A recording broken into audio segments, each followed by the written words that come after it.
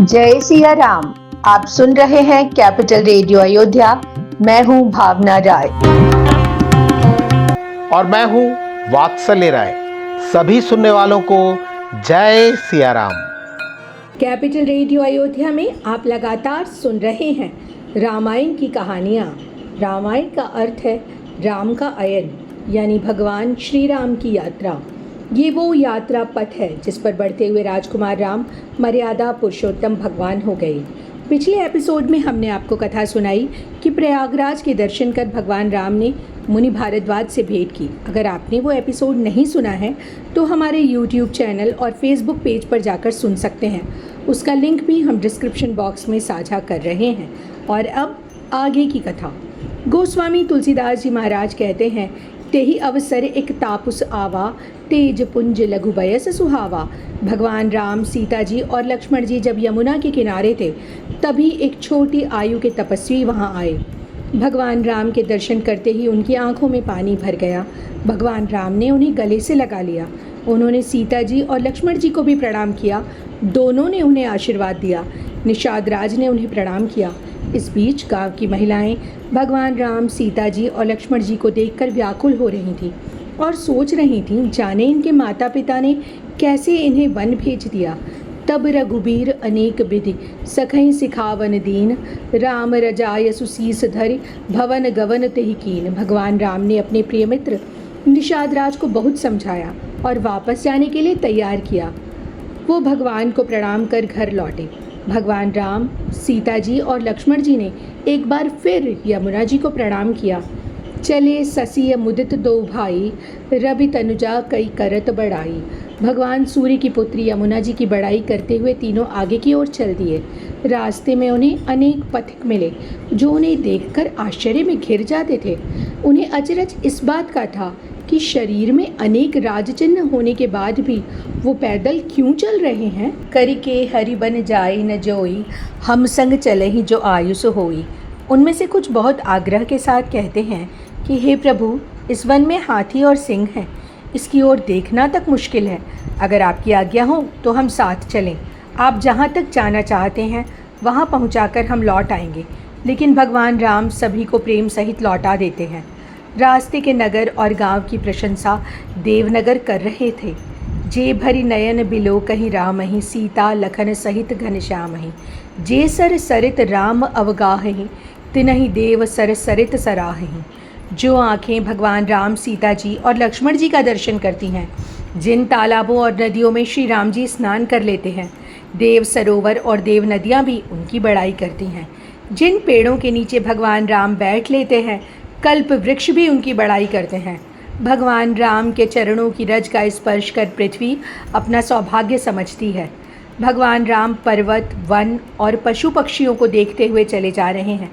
बादल उनके लिए छाया कर रहे हैं और देवता फूल बरसा रहे हैं।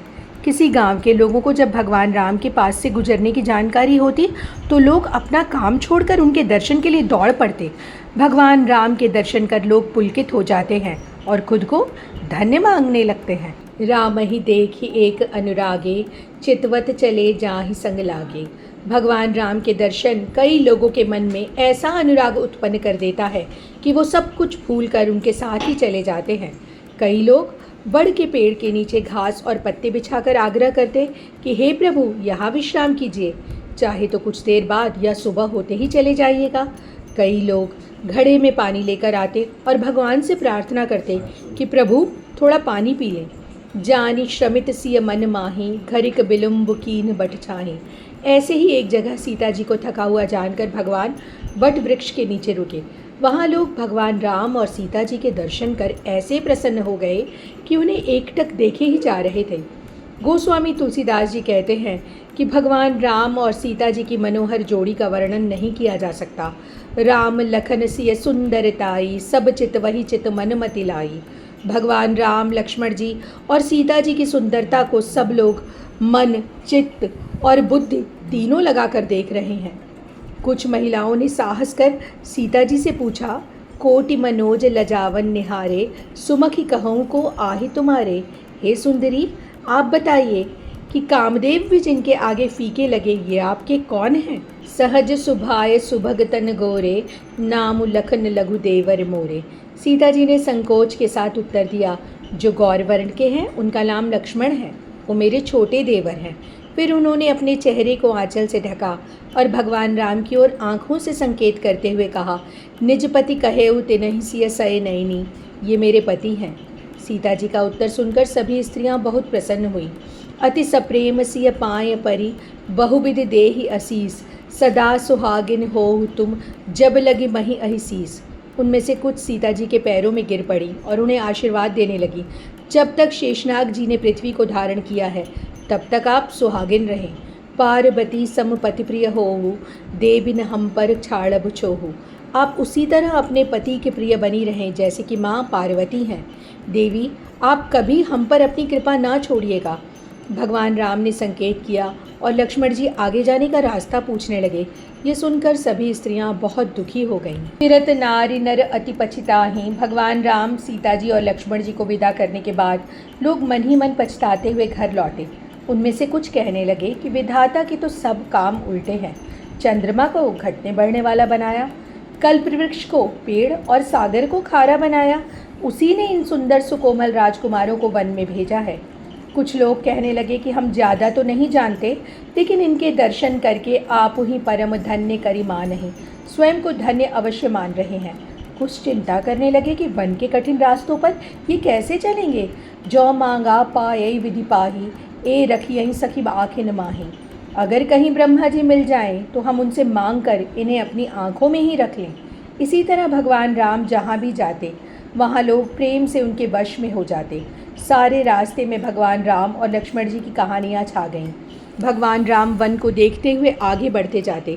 गोस्वामी तुलसीदास जी कहते हैं, आगे राम लखन बन पाछे, तापस बेस विराजत काछे, उभय बीच सिय सोहति कैसे, ब्रह्म जीव बिच माया जैसे। तपस्वी जैसा वेश बनाए भगवान राम आगे हैं, लक्ष्मण जी उनके पीछे हैं। सीता जी दोनों के बीच में चल रही हैं। ऐसा लगता है जैसे कि ब्रह्म और जीव के बीच माया है। अजहु जास उर सपनेहु काऊ, बसहु लखन सिय राम बटाऊ। राम धाम पथि पायई सोई, जो पथ पाव कबहु मुनि कोई। गोस्वामी तुलसीदास जी कहते हैं कि आज भी अगर सपने में लक्ष्मण जी, सीता जी और भगवान राम किसी के हृदय में आ बसे तो वो भगवान राम के उस परम धाम को पालेगा जिसे बिरले मनुष्य ही पाते हैं। इस एपिसोड में इतना ही। अगले अंक में हम आपको सुनाएंगे आगे की कथा। कार्यक्रम को पसंद करने और शेयर करने के लिए आप सभी सुनने वालों के हम बहुत आभारी हैं।